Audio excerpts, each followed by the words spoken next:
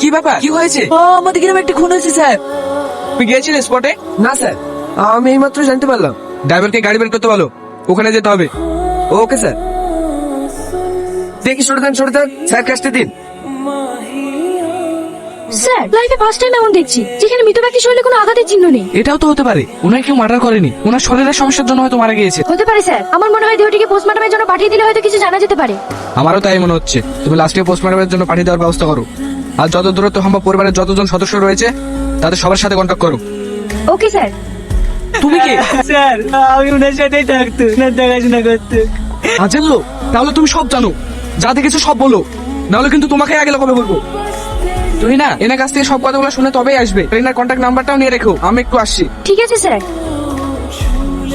একজন সাংবাদিক এসেছে, আজকে গ্রামে যিনি রহস্যভাবে মারা গিয়েছে এই ব্যাপারটা নিয়ে আপনার সাথে কথা বলবে। এই সাংবাদিকগুলোরও কোনো কাজ নেই, একটা কিছু শুরু না হতেই